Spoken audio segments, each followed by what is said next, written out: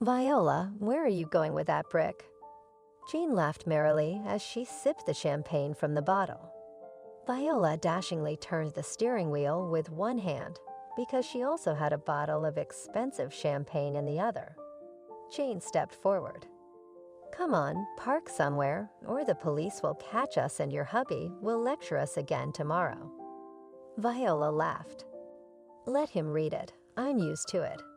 Then he will ask for forgiveness himself. Where else will he find one so beautiful and young? Jane laughed a loud laugh. That's for sure. Listen, when are you going to introduce me to some millionaire? I really want, the same car and the same life. Viola answered. Don't even think about it. I don't want to lose my only friend. You and I have been through so much together. The two of them laughed together. Actually, they had a lot to remember. They had come here to this city about 5 years ago. Basically, like all the girls, to get in. True, they did not fail the exams. They just did not make it to them because life in the capital twisted and bore them.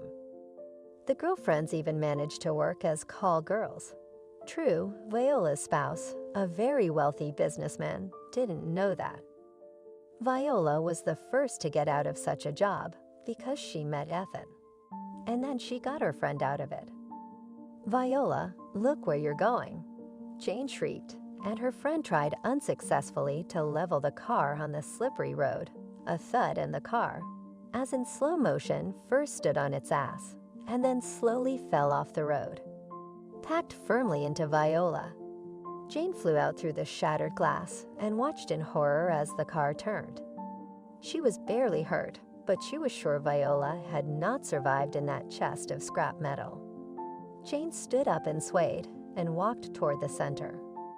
If Ethan ever found out it was Jane who'd called her friend to race around the city at night, she'd be in trouble. He wasn't very fond of her as it was. And he'll find out because his drawers will tell him everything. We've got to get someplace to hide. It wouldn't do Viola any good anyway. John wandered through the park on the outskirts of the city.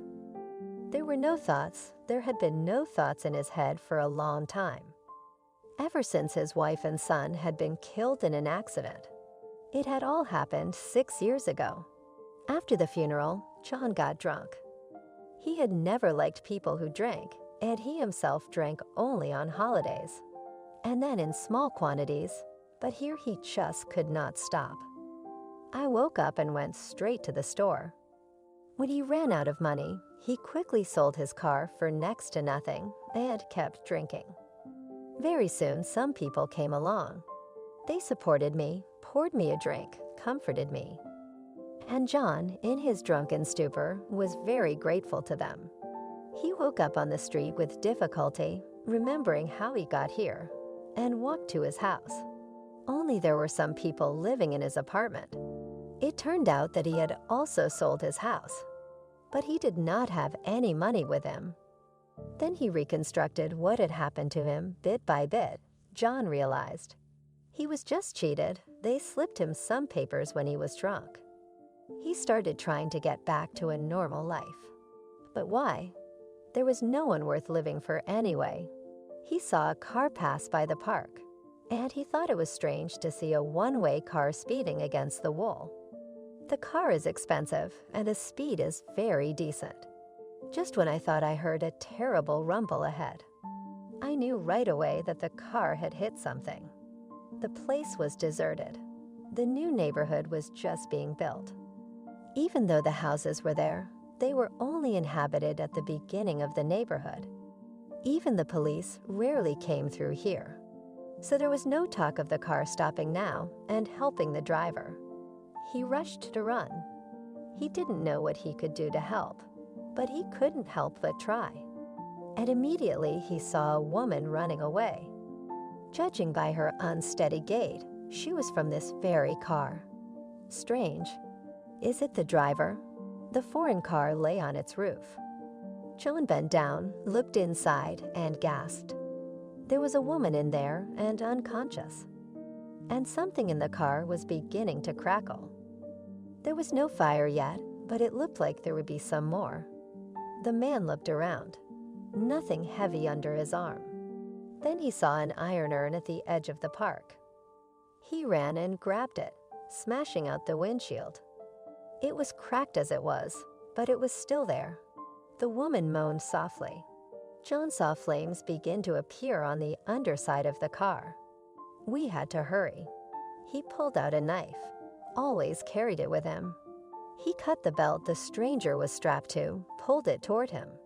The woman moaned louder. "Have patience, honey, I know it hurts." The flames flared up, and John redoubled his efforts. Finally, he managed to pull her out of the car. She didn't show any more signs of life. She didn't look very well, to tell you the truth. John dragged her away, and just as he rounded the first tree, the car exploded. The woman jerked open her eyes. "What is it?" "It's your car." Joan frowned. The woman smelled very strongly of alcohol. "God, Ethan, he's going to kill me." She tried to sit up, but immediately cried out and passed out. Somewhere in her clothes for 3 the phone rang. John quickly fumbled for it. "Hello. Viola, this is getting out of hand. The time is 0:00 a.m., and you've been walking around. It's not Viola." There was a pause on the other end. John could feel the threat coming from the phone, so he hurried to explain. "Your wife was in an accident on the outskirts of town. The car was on its roof. I pulled her out. The car was on fire. Could you call an ambulance and get her really banged up?" Seconds of silence, then an icy voice said, "Explain exactly where you are." Joan explained, and put the phone down. 10 minutes later, they heard an ambulance howling. An enormous SUV drove up with the paramedics, followed by the police. The man in the black car took one quick look at the car, which was ablaze and spitting fire. Then he headed straight for them. The doctors hurriedly followed. John heard the police call the fire department.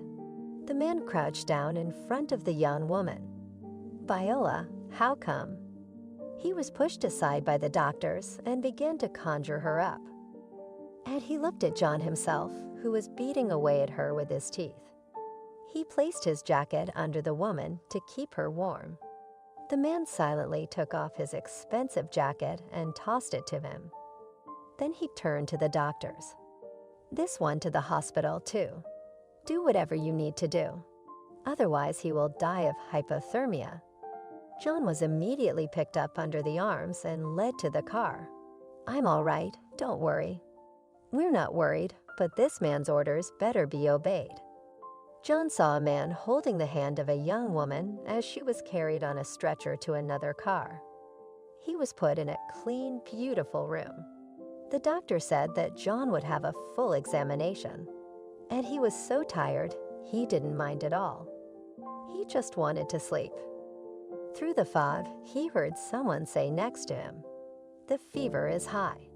You'll have to lie down." He might have caught pneumonia too.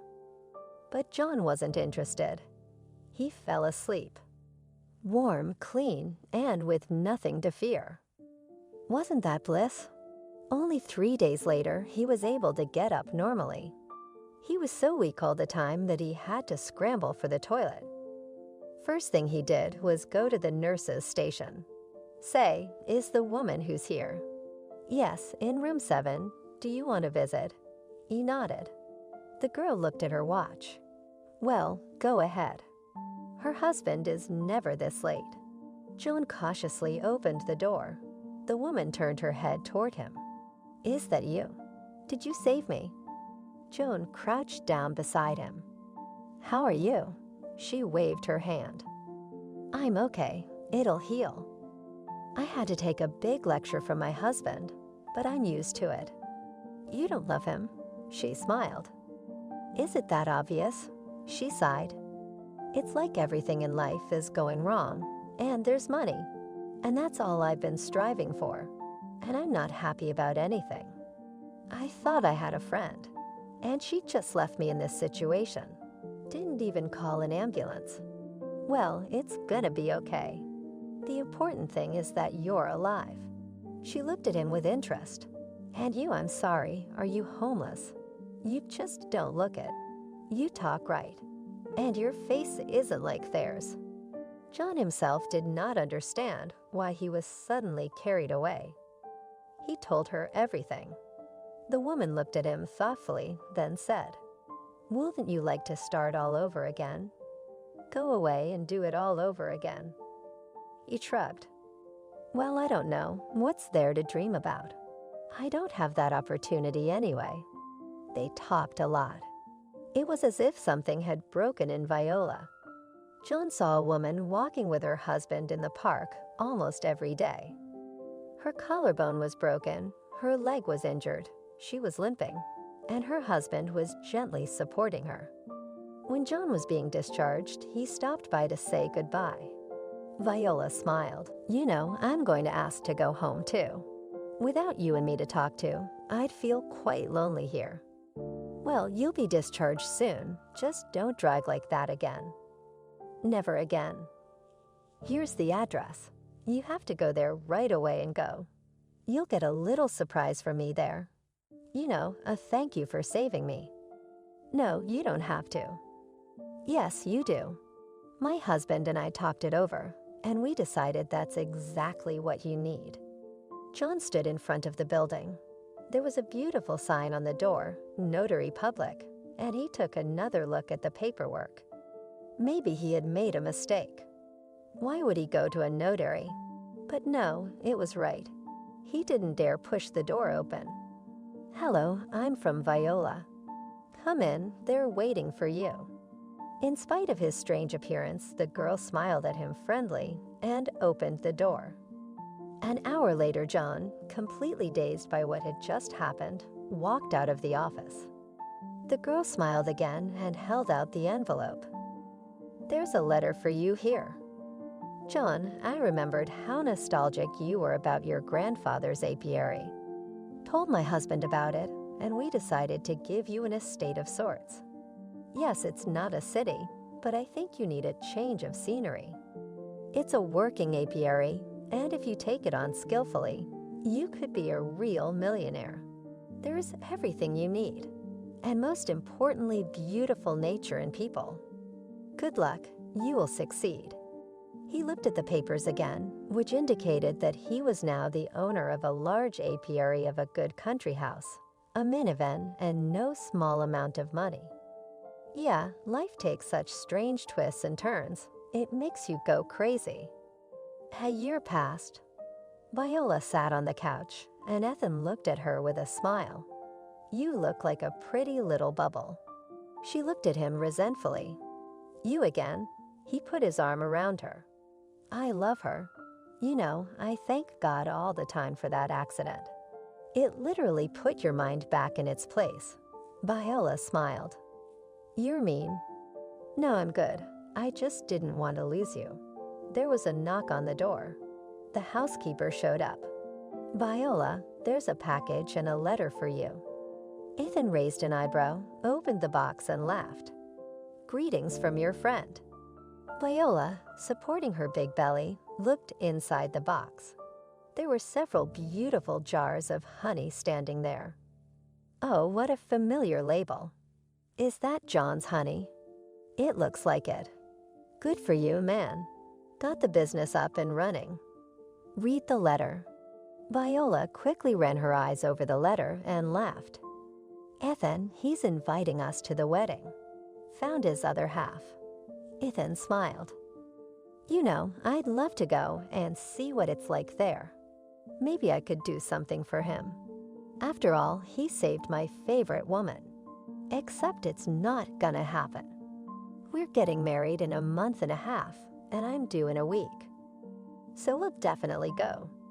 Joan helped Linda out of the car. She had come to work for him, but it so happened that their relationship quickly turned from working to personal. Joan, I'm so worried. What if they don't like it here? Linda, how could they not like it? You've turned this house into a fairy tale paradise. What are you talking about? Linda smiled embarrassedly. She had been through a lot in her past. There had been things she didn't want to remember. But she and John told each other everything honestly. Linda had a background in economics, and very soon the apiary was making fabulous profits, and John had turned their house into a real old manor. They even had people coming to visit. There they are. A big SUV pulled up in front of the house. Ethan helped Viola out, and they headed toward John and Linda. Viola smiled. "Joe and Linda, our sincere congratulations to you. You know, John, you saved my life as well as my family. I'm very grateful to you." Joan shook his head negatively. "This is all nothing. Here you are, you just gave me a new life. If you liked the story, please support me with a thumbs up button. It's only one click for you, but for me it's very important. All the best to you."